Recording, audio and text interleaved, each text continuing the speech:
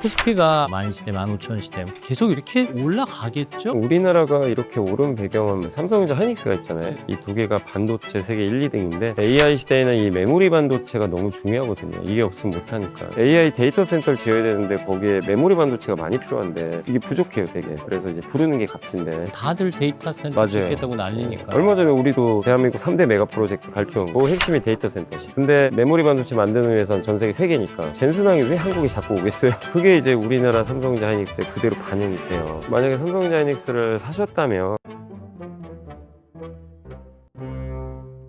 여러분 안녕하십니까? 책을 읽고 삶을 이야기하는 대화 채널 책과 삶, 책과 사람의 김지원입니다. 요즘 주식시장 뜨겁습니다. 주변에서 얘기 많이 하시죠? 나도 한번 들어가 볼까 하는데 막상 쉽진 않습니다. 얼떨결에 들어왔는데 제대로 하고 있는 건가 싶으시죠? 그런 궁금증 해결해 드리겠습니다. 25년 경력의 증시 전문가시죠? 여러분 좋아하시는 여러분의 염불리 LS증권의 염승환 이사 오늘의 주인공입니다. 아주 크고 좀 좋은 채널에서 불러주셔서 너무 감사드리고 제가 이번에 또 책이 나오게 돼가지고 시장에서 그래도 좀 오랫동안 전문가로서 많은 활동들을 했었는데 사실 요즘에 주식시장이 워낙 좀 변동성이 크다 보니까 많은 분들이 힘드실 것 같아요. 근데 그런 것들 관련해서 가장 장기적으로 좋은 투자가 ETF로 생각하기 때문에 오히려 이런 변동성 장세에서 오늘 한번 책과 관련된 내용들 잘 한번 들어보신다면 투자의 방향을 좀 아실 수 있지 않을까 그렇게 좀 생각을 하고 있습니다. 그리고 좋은 책 써주셔서 진심으로 감사합니다. 요새 주식 얘기 많이 하다 보니까 누구를 만나든 질문 많이 받으시겠습니다. 언제 들어가고 언제 나와야 하는 그 문제를 초보자들은 걱정도 많이 하시고 마음을 많이 쓰시는데 이사님께서 생각하시는 좋은 매수 타이밍은 언젠가요? 좋은 매수 타임이라는 거는 가장 좋은 건 사실 그런 거죠. 시장이 좀 망가질 때. 싸잖아요. 근데 이제 우리가 보통 휴대폰 하나를 살 때도 보통 좌표 찍는다 그러죠. 좀 싼데 좀 알려달라. 그래서 가는데 주식 투자는 그렇게 안 합니다. 사실 이제 주식 투자는 오를 때 살려고 그러고 이제 빠지면 무서워서 좀 도망가려고 하시는데 아니 떨어질 때 살려고 하면 더 떨어질 거가 맞아요, 없나서. 맞아요. 왜냐면 이제 가격 변동이 있다 보니까 결국엔 타이밍은 사실 그렇게 중요하진 않아요. 언제 사야 되냐 이런 거보다도 내가 어떤 걸 살 준비가 돼 있느냐. 항상 자신만의 그 쇼핑 리스트를 만들어 놓으셔야 되거든요. 내가 어떤 상황에서 뭘 살지 리스트업을 좀 해놓으시면 뭐 예를 들면 이런 거죠. 시장이 뭐 코스피가 너무 오른다. 그러면 좀 한 템포 쉬어갈 수도 있지만 최근에 올해 3월에 막 전쟁을 났었고 이런 장이 1년에 몇 번씩 오긴 하거든요. 그럴 때 내가 쇼핑 리스트업을 좀 해놓으신 분들은 그런 구간 이용해서 박앤세일에 좀 참여할 수가 있어요. 그런 리스트업을 안 해놓으신 분들은 일단은 뭘 사야 될지도 모르고 그때그때 분위기에 휩쓸려서 주식을 선택하게 되죠. 그러니까 평소에 희망 종목을 좀 정리해 놓는 게 필요해요. 예, 그런 게 좀 필요합니다. 그런 것들을 정리해 놓고 나는 어느 가격에서 매수를 해봐야 되겠다. 근데 그럴 때 제일 좋은 게 시장이 폭락할 때죠. 왜냐면 다 싸지거든요. 자기가 생각한 것보다 더 떨어져요. 그럼 내가 생각한 가격이 10,000원인데 9,800원까지 갈 수도 있거든요. 그래서 평소에 저는 리스트업을 좀 해놓자. 요게 좀 1순위 아닌가 이렇게 보여지고 되도록이면 너무 급등하는 장보단 급락하는 장을 이용하자고 말씀드리고 싶은데 다만 힘든 건 인간의 본성과 반대로 해야 됩니다. 이게 누구나 시장을 보면 이게 처음 하신 분들 훈련이 안 돼 있어서 맞아요. 어려워요. 네. 오르면 사고 싶어요. 어쩔 수 없고요. 내리면 팔고 싶어져요. 근데 오랜 경력이 있는 분들은 또 반대로 해서 많이 성공하는 분들이 계시는데 그래서 저도 말씀드리고 싶은 거는 결국 초보 투자분들이 모든 걸 처음부터 완벽할 수는 없으니까 일단 중요한 건 언제 사냐에 앞서서 뭘 살 건가. 저는 그걸 좀 고민해보자. 그러면 뒤집어서 매도 타이밍도 얘기를 해보겠습니다. 말씀대로라면 오를 때 팔란 얘기인데 팔려고 하면 더 오를까봐 또 이렇게 멈칫거리게 되거든요. 근데 이거예요. 그러니까 매수만 잘하면 매도는 그냥 사실 다 정해져 있어요. 뭐냐면 투자하는 방법이 너무 다양하잖아요. 어떤 분들은 외국인이 사서 난 따라 사겠다 뭐 이런 분도 있고 기술적 분석이죠. 차트가 좋아 보여서 그 다음에 이게 내가 신문기사도 보고 증권사 보고서 봤더니 반도체가 AI 사이클 맞아서 너무 좋대더라. 최근에 삼성전자 목표 주가 58만 원도 나오거든요. 그러니까 각각 다 다르죠. 같은 삼성전자라도 접근이 다르거든요. 그래서 매수를 어떻게 했냐가 중요해요. 거기에 답이 다 있어요. 그래서 내가 그냥 예시죠. 외국인이 많이 산 것 같아서 따라갔다면 어떻게 되면 외국인 팔 때 팔아야죠. 팔아야죠. 예, 그게 정답인 거고 이런 분이 삼성전자 58만 원 간다는 보고서를 딱 봤어요. 뭐지? 그건 아니라는 거예요. 자기가 산 이유가 처음에 정해져 있잖아요. 내 원칙에 예, 따라서 맞아요. 예. 근데 내가 뭐 기술적 분석상 보통 이동평균선을 많이들 얘기하는데 20일 이동평균선을 돌파해서 난 샀다. 뭐 그러면 20일 이동평균선을 깨면 팔아야죠. 뭐 그래야죠. 그런 거잖아요. 근데 내가 공부를 좀 해보고 또 최근에 SK랑 삼성전자가 우리나라에도 이제 대규모 반도체 투자한다는 거니까 이거 너무 좋은데? 그런 이유 때문에 삼성전자나 하이닉스를 내가 샀다면 그 반도체라는 업황이 꺾이기 전까지 그냥 가져가는 거예요.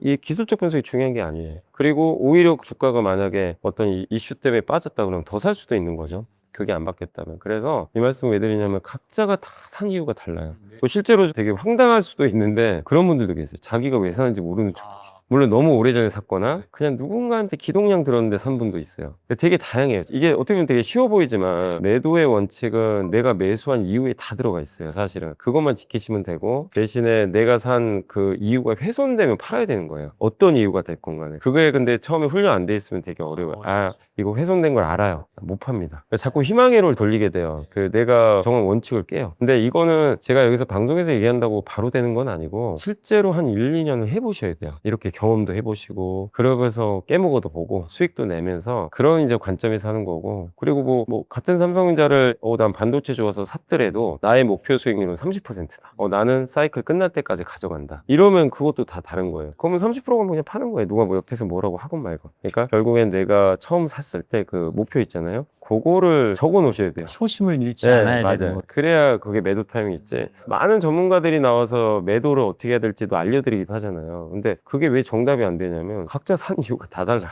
그분한테는 이게 맞는 얘기지만 어떤 분한테는 진짜 완전히 딴 세상 얘기거든요. 그래서 그거를 내가 왜 샀는가. 코스피가 10,000시대, 15,000시대 계속 이렇게 올라가겠죠? 어떻게 보십니까? 우리나라가 이렇게 오른 배경은 많은 이유들은 있는데 제일 큰 거는 우리 한국에 삼성전자 하이닉스가 있잖아요. 이 두 개가 반도체 세계 1, 2등인데 AI 시대에는 이 메모리 반도체가 너무 중요하거든요. 이게 없으면 못하니까. 근데 이 세계적인 회사 두 개를 갖고 있다는 게 코스피에 영향을 준 거죠. 그래서 이 회사들이 그냥 숫자만 말씀드리면 작년에 삼성전자, SK하이닉스가 영업이익이 40조 원씩 벌었어요. 둘 다. 뭐 적은 건 아니죠. 그것도. 올해 이제 반년 정도 지났죠. 지금 예상을 해요. 이렇게 추정을 하거든요. 올해 얼마 벌 것 같다. 근데 올해 1분기에만 삼성전자 57조 벌었거든요. 1분기에만. 작년 전체를 넘었죠. 올해 전체가 350조 이상. 뭐 단순히 2배 뭐 이런 차원이 아니에요. 예, 그리고 SK하이닉스가 한 250조 정도. 근데 더 놀라운 사실은 예상이지만 내년엔 삼성전자 500조. 저도 머릿속에 상상이 잘 안 가는 숫자. 가능한가요? 그러니까 못 믿어요, 많은 사람들이. 근데 이번 2분기에는 아마 예상이 한 86조. 분기에.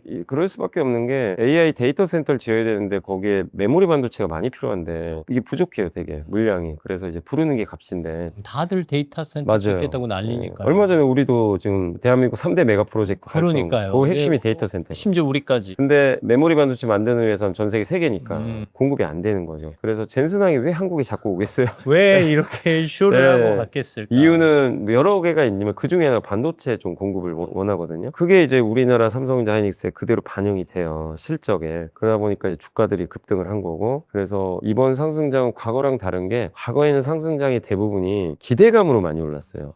뭐 시장이 이제 좋아지겠지. 우리나라 재평가 받지 않겠냐. 코로나 때도 돈 풀어가지고 올랐잖아요. 근데 이번 상승장은 되게 다른 점은 실적으로 갑니다. 그래서 되게 좋아요. 실적이 보장해주기 보장해 때문에. 주니까 이게 비싸다고 할 수가 없어요. 이렇게 작년 이맘때 코스피가 3,000인데 지금 8,000이 넘었으니까 높잖아요. 근데도 그때보다 우리가 가치 평가를 해보면 더 싼 거예요. 왜? 돈을 더 많이 벌기 때문에. 그렇기 때문에 코스피가 여기서 끝난다고 보진 않아요. 반대로 우리가 생각하면 삼성전자 하이닉스의 이익 사이클이 계속 이어지는 이상은 뭐 10,000포인트도 넘을 수 있고 12,000도 갈 수 있는데, 그래서 많은 분들이 이 부분은 다 공감을 하시는데 문제가 뭐냐면 우리나라 주식시장의 시가총액이 작년에 한 2,000조 원대였거든요. 근데 지금 8,000조 원까지 갔어요. 7,000조, 8,000조. 이게 규모가 얼마냐면은 전 세계 시가총액 5위 정도예요. 우리나라 GDP가 10인데 주식시장 훨씬 큰 거죠. 우리 밑에 그 유명한 영국, 독일 다 프랑스 밑에 있어요. 그러니까 상상이 안 가시겠지만 그들을 제치고 올라오다 보니까 너무 빨리 올리니까 이런 거죠. 몸은 키가 갑자기 160cm가 180cm가 됐는데 보통 뭐 초등학생부터 치면 대학생 정도 되면 그 정도 갈 거 아니에요. 근데 우리의 마음가짐이나 시장의 그릇이라 그러죠. 우리는 되게 작은 시장이었잖아요. 그동안. 그런 시장이었는데 갑자기 실적이나 이런 것 때문에 덩치는 180인데 지금 나이는 중학생인 거예요. 약간 뭔가 좀 안 어울리죠. 이게 너무 급격히 크니까. 그러니까 이게 금융시장이라는 것도 단계적으로 크면 좋거든요. 근데 이렇게 AI가 이렇게 폭발할 줄 몰랐잖아요. 예. 근데 그런 걸 기다려주지는 않아요, 시장은. 그러니까 효율적인 뭐가 발생하냐면 변동성이 너무 큽니다. 이런 장을 본 적이 없어요. 막 하루에 지수가 5% 올랐다가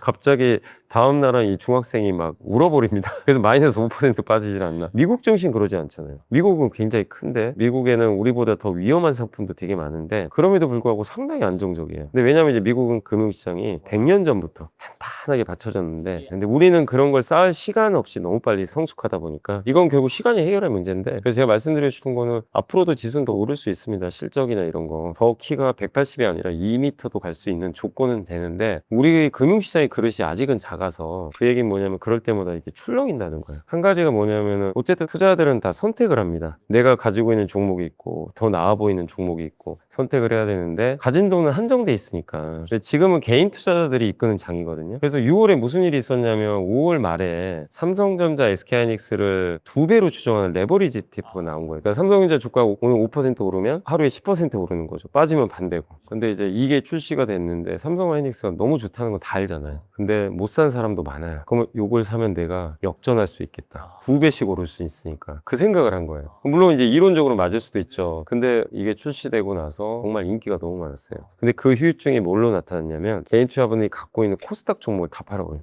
이걸 팔아버리고 여기로 가버린 거예요. 그러면 좀 균형이 더 깨지는 완전히 거잖아요. 깨졌어요. 그래서 코스피가 올해 거의 100% 올랐거든요. 연초 대비. 코스닥은 마이너스 10%. 이게 같은 한국 시장인데 하나는 망가지고 하나는 폭발하고 그 이유를 이제 만든 것 중에 하나가 요 수급의 쏠림이거든요. 그래서 그게 이런 상품들이 또 나오다 보니까 개인 투자분들의 포모 현상. 아, 이거 내가 코스닥 갖고 있어봐야 되지도 않는 것 같고 이거 정리하고 빨리 저걸로 갈아타서 2배 빨리 벌자. 이 심리가 발동한 거예요. 이 시점에 최근에 얼떨결에 들어가시는 분들은 주식 초보자들은 많이 흔들리거든요. 이때 이제 내공을 좀 키워야 되는 건데 만약에 삼성전자 하이닉스를 사셨다면 뭐 이렇게 2배짜리가 아니라 그냥 본주를 사셨다면 저는 좀 최근에 좀 빠졌잖아요. 빠졌다 하더라도 견뎌야 됩니다. 왜냐면 아까도 말씀드렸지만 왜 사는지 이유는 제가 알 수 없지만 반도체 사이클을 생각하시고 지금 미국의 빅테크들은 돈을 빌려서까지도 지금 투자를 하려고 하고 있고 또 우리나라도 지금 데이터 센터 짓죠. 지금 최태원 회장이 이제 SK그룹이 짓는 게 이게 15기가와트를 지어요. 근데 이게 감이 안 오실 거예요. 15기가 또 어느 정도지? 그러니까 예를 들면 1기가와트가 그 미국의 아마존 아시죠? 그 사진 보면 데이터 센터 엄청 크죠? 그게 300메가와트예요, 하나가. 그러면 1기가와트는 보통 3개죠, 3개. 그 3개를 짓는데 1기가와트 데이터 센터 하나의 건설 비용이요, 70조 원입니다. 그럼 15기가와트면 1000조가 넘는데 그거를 우리나라에 지어버리겠다는 거예요. 여기에는 각종 반도체가 다 들어갑니다. 근데 이건 우리나라만 그런 거죠. 미국은요. 우리보다 훨씬 많죠. 그러니까 이 사이클이 언제 끝날지는 저도 몰라요. 그 데이터 센터가 뭐를 하냐면 AI 지능을 만드는 공장이에요, 공장. 그러니까 데이터 센터 없으면 AI 여러분들이 챗GPT 사용 못 합니다. 그러니까 이 공장의 성능이 좋으면 챗GPT도 더 똑똑해지는. 결국 궁극적인 목표는 뭐냐면요. 미국이 원하는 건 인간과 똑같은 지능을 갖고 있는 AGI라고 그러더라고요. 일반 인공지능인데 거기까지 가는 게 목표인데 그러려면 엄청난 투자를 해야 되거든요. 그러니까 우리가 상상할 수 없는 반도체 수요가 사실 있어요. 그래서 그거를 제가 말하는 것만 생각하지 마시고 이 방송을 들으셨는데 내가 좀 삼성전자 하이닉스를 최근에 고점에 물렸다 그러면 직접 챗GPT나 제미나이 바로 물어보세요. AI에 대해서. 물론 거짓말하는 경우도 있지만 요즘에 성능이 워낙 좋아서 그래서 이런 내용을 이 방송에서 염승환 이런 얘기를 했는데 네 생각 어떠냐. 진짜 데이터 센터 수요가 그렇게 많고 앞으로 메모리 반도체 수요가 그렇게 많으면 내가 이렇게 삼성전자 하이닉스 투자하는 게 적합한 거냐 아니면 또 위험한 요소는 뭐냐 이거 물어보셔도 돼요. AI 시대에 제일 중요한 거는 누구나 다 쓰잖아요. 질문을 잘하면 돼. 질문이 이겁니다. 질문 잘하신 분들이 이제 책가상 같은 방송 보시면 되게 좋은 게 질문거리가 생겨요. 정보는 누구나 다 이제 평등해요. 질문을 가르쳐 드리죠. 맞아요. 예. 그러면 그거를 AI에 넣으면 되니까. 그래서 이런 내용에 동의를 하시면 비록 좀 물렸다고 해도 지금 걱정하지 말자. 근데 또 5, 6월에 외국인 매도도 많았다고 하고 뭐 개인 예탁금 줄어들었다고 하고 뭐 이런 소식들도 들리니까 불안 요소인데 크게 걱정할 일은 아닌가요? 수급은 결국 기업의 실적을 이기는 건 아니에요. 제일 중요한 거는 아무리 개인이 많이 사고 외국인이 주식을 많이 사도 삼성전자 하이닉스가 돈을 못 벌면 그냥 끝나는 거예요. 그래서 우선순위는 기업의 실적이니까 그래서 걱정하실 필요 없고 그리고 외국인들이 파는 거는 너무 좋아서 팔아요. 왜냐면 이제 역설적으로 그들의 주식 계좌에 삼전 하이닉스가 너무 좋으니까 비중이 너무 올라갔어요. 주가가 작년 대비 삼성전자가 6배 올랐고요. 1년 만에 하이닉스가 8배인가 올랐어요. 비중이 커지니까 너무 커진 거예요. 그러니까 리밸런싱에 맞아요. 들어간다는 거고요. 우리나라도 국민연금이 뭐 리밸런싱 한다는 얘기 들어보셨죠? 우리나라 비중이 너무 높아져서 똑같은 거죠. 지금 개인 IRP 계좌도 위험자산 비중이 맞아요. 높아져가지고 그래서 퇴직연금이나 IRP에 운영하시는 분들은 주식형 상품을 더 사고 싶어도 못 사죠. 네. 왜냐하면 그게 비중이 안정자산 자기는 늘린 게 아닌데 네. 주가가 올라가가지고 저절로 맞아요. 바뀌는 바람에 네. 그래서 저도 계속 그 메시지 와요. 카톡으로 저도 옵니다. 저도 이제 떼지용을 하니까. 그러니까 그런 경우예요. 그런 경우는 어떻게 해야 되죠? 여러분은 안 해도 되는데 외국계 펀드는 규정이 있어요. 줄여야 돼요. 일정 비중 이상 넘으면 정리를 해야 돼요. 네, 무조건이에요. 그래서 그 물량이 지금 계속 나오는 거다. 그래서 그거는 어쩔 방법이 없어요. 그럼 오히려 5, 6월엔 나왔어도 7월엔 안 나올 좀 수도 줄어들 가능성이 있다는 있죠. 얘기예요. 보통 반기 말에 좀 많이 하니까 이번 6월이잖아요. 그래서 이제 분기 말, 반기 말에 많이 하기 때문에 그래서 아마 그런 부분에 있어서는 좀 매물은 이제 7월에는 조금 줄지 않겠냐 이렇게 생각하고. 결국 단일 종목 투자는 조금 불안감을 견뎌내줘야 하는 요인이 있어요. 그래서 또 ETF 하는 게 아닌가 싶기도 하고요. 네. 왜 ETF인가요? 사실 ETF를 몰랐다가 최근 1년 사이에 알게 되신 분들이 너무 많을 거예요. 많은 분들이 그거죠. 주식 투자는 하고 싶은데 일단 종목이 너무 많아요. 우리나라가 2,800개. 근데 물론 삼성전자 하이닉스 같이 아는 것도 있지만 이 세상에 영원한 승자는 또 없잖아요. 삼성전자가 1년 전엔 조롱받은 회사였어요. 아주 유명한 지상파 방송에서는 위기다 막 이런 다큐멘터리도 있었죠. 그리고 그렇게 떨어진 채로 오래 있을 줄 몰랐어요. 맞아요. 우리나라 최대 기업마저도 그러니까 개별 기업 투자가 사실 난이도가 되게 높습니다. 근데 워런 버핏이 그런 얘기 했거든요. 개인 투자들은 무조건 지수를 사라. 자기가 죽으면 자기 재산의 90%를 S&P 500에 해라. 왜 그 얘기를 했냐면 똑같아요. 워런 버핏도 안 거예요. 자기는 잘했죠. 개별 기업에서. 그러나 일반적인 직장인분들 내가 개별 기업 하려면 정말 발품 많이 팔아야 돼요. 정보 조사도 해야 되고 공부 진짜 많이. 근데 직장인분들이 밤에 그럴 시간이 어디 있겠어요. 힘들어요. 근데 재산은 불리긴 해야 되고. 근데 그런 개별 기업을 공부해도 100% 성공한다는 보장도 없어요. 그러니까 이제 워런 버핏이 얘기한 거예요. 지수는 못 이긴다. 미국이 지금 주식시장이 100년 넘었잖아요. 연평균 9%씩 올랐대요. 그 대공황도 겪고 물론 어떤 해에는 뭐 30% 빠지기도 했지만 평균적으로 9%. 그러니까 이제 9%를 이렇게 매년 올랐다면 은행 예금이 보통 2, 3% 하니까 3배면 복리 효과는 어마어마할 거 아니에요. 한 30년 지나면. 그리고 지수는 망할 수가 없어요. 그 안에 속한 기업은 망해요. 여러 회사들이 망했죠. 미국도 그렇고. 우리도 마찬가지죠. 옛날 IMF 때 망한 기업도 많은데. 근데 그것도 코스피가 없어진 건 아니에요. 코스피는 새로운 스타들이 나오면 그 시총이 올라가면서 또 올라갑니다. 근데 문제는 뭐냐면 코스피를 대표하는 지수가 코스피 200인데 그럼 지수가 그렇게 좀 나 지수 사면 되는데 지수를 살 방법은 없어요. 200개 사야 돼요. 여러분이 200개를 어떻게 삽니까? 종목을 코스피 200은. 못 사요. 관리 불가능합니다. 그리고 그거 사는 거에서 끝나는 게 아니에요. 지수가 오늘 1% 올라요. 그러면 그 기업들 비중을 그만큼 조절을 하셔야 돼요. 그렇죠. 여러분이 그걸 네. 어떻게 해요? 순간순간. 그건 불가능합니다. 애초에. 그래서 지수를 그럼 추정하는 방법이 뭐 있나? 두 가지가 있거든요. 첫 번째가 일반적인 주식형 펀드 있죠. 그래서 코스피를 추정하는. 거기에 넣어놓는 것도 괜찮아요. 근데 이제 단점이 좀 있어요. 사고 팔기가 주식처럼 쉽지가 않아요. 그래서 시간이 좀 걸려요. 이거 사고 팔 때도. 그리고 비용이 좀 더 들어가요. 해지할 때도 좀 시간도 걸리고. 이러다 보니 접근성이 좀 떨어져요. 책에도 말씀드렸지만 90년대에 미국에서 ETF를 그런 이유 때문에 처음 개발을 한 거예요. 당시에 미국에서 이제 그런 목적으로 너무 불편하니까 ETF라는 상품을 처음 내놓게 된 거죠. 지수를 투자하기가. 그래서 지금은 ETF가 대세가 됐지만 ETF가 나온 목적은 그겁니다. 종목이 아니라 어떤 지수. 또 아니면 여러분들은 뭐 우리나라에 조선주도 있죠. 방산주 있죠. 뭐 되게 많은데 그중에 뭐가 좋은지 참 애매하잖아요. 조선주 중에서 현대중공업을 살까 삼성중공업을 고민되거든요. 근데 그럴 때 ETF는 뭐냐면 그 조선업을 묶어버려요. 테마를. 네, 산업도 묶을 수 있어요. 그리고 여러분들이 금을 사려고 하는 것도 불편하실 거예요. 금을 하나 사려면 금을 직접 현물로 사야 되는데 금거래소를 네. 가거나. 일단 가는 거 자체도 불편하지만 15% 부가세 냅니다.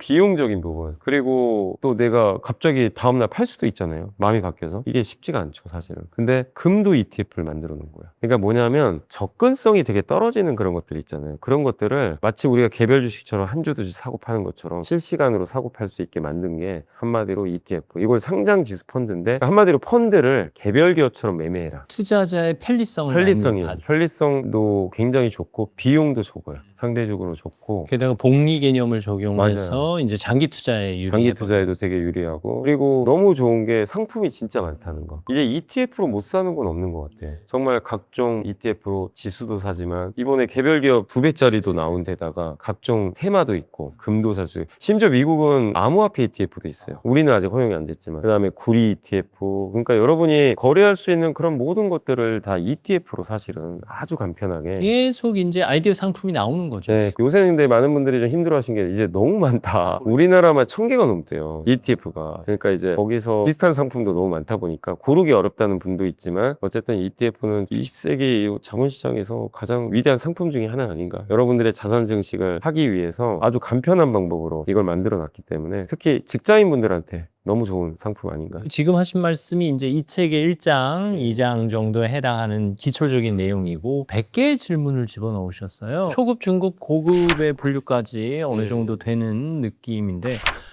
구성을 아주 잘하셨더라고요. 이 책의 좋은 점이 뭐냐면은 이렇게 읽으면서 이렇게 머릿속에 일목요연이 정리가 됩니다. 근데 왜냐하면 여러분들이 단편적으로 검색만 하고 이렇게 딱 하면 그때만 생각나고 끝나버려요. 근데 저는 이제 책이 좋은 점이 그런 거더라고요. 연결이 다 되더라고요. 물론 이거를 처음부터 읽으라고 권유를 드리진 않아요. 너무 많으니까. 근데 이걸 읽기 제일 좋은 방법은 일단은 처음에는 아직은 읽지 마시고 투자를 하시다가 보면 궁금한 것들이 먼저 나올 거예요. 그러면 그 챕터를 꺼내세요, 먼저. 그래서 그거부터 읽어보세요.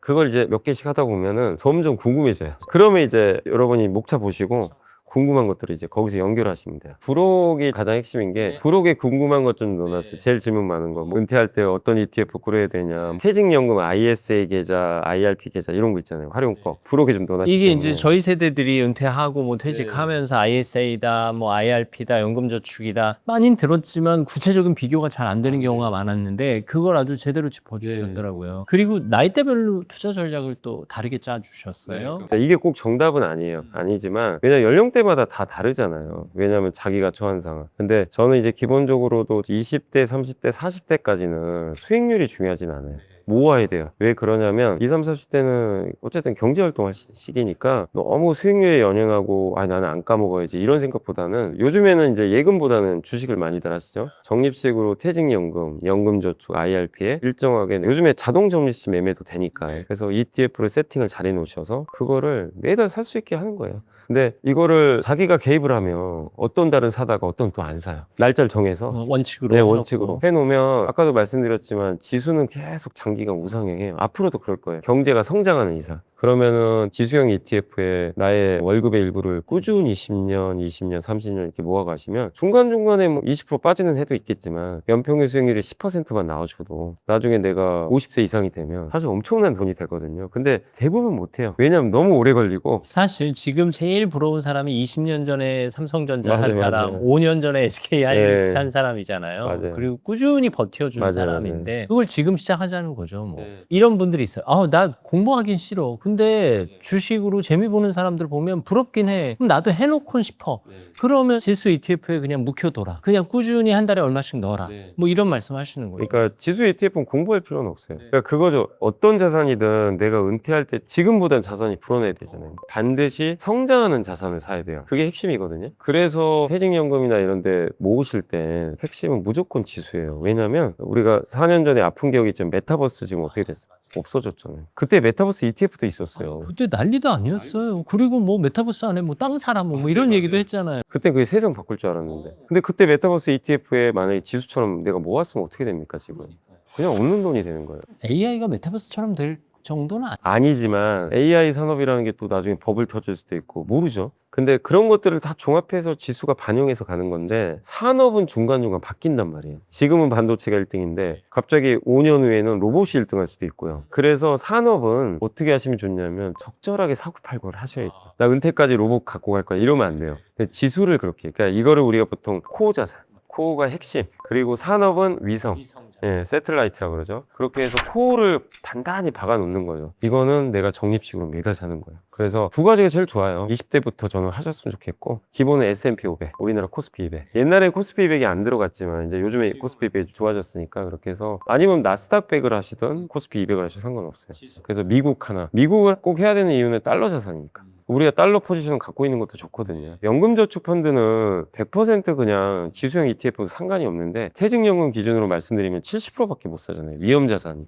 그래서 어쩔 수 없이 35, 35 이렇게 S&P 500, 코스피 200을 나눠서 20대부터 하시고 사실 40대까지 계속 하셔도 돼요. 전혀 상관이 없고 그리고 어쩔 수 없이 채권을 넣어야 돼요. 그래서 30%는 채권을 하시는데 대신에 주식과 섞은 채권이 있어요. 혼합형. 혼합형. 그래서 삼성전자랑 채권 섞은 ETF도 실제 있습니다. 이제 그러면 되게 좋죠. 삼성전자도 투자하면서 하는 거니까 그걸 한 30 정도 넣어서 이렇게 운영을 해요. 근데 조금 더 나는 많은 분들이 또 하나의 황금 포트폴리오로 항상 얘기하는 게 금은 물가 방어해 주니까 그래서 그런 걸 좀 원하신다. 20대 할 필요는 없는데 한 40대 정도는 물가 방어 하나 넣어주는 게 좋아요. 그러면 한 10%를 딴 걸 줄이셔가지고 금을 10% 넣는 거예요. 금 ETF를. 그렇게 해서 이제 포트폴리오 구성하셔서 보통 퇴직연금 55세 대합 탈 수가 있잖아요. 그래서 그때까지는 정말 무슨 일이 있어도 제일 중요한 건 그거예요. 그렇게 하셔서 끝까지 가야 된다. 중간에 흔들리면 안 돼요.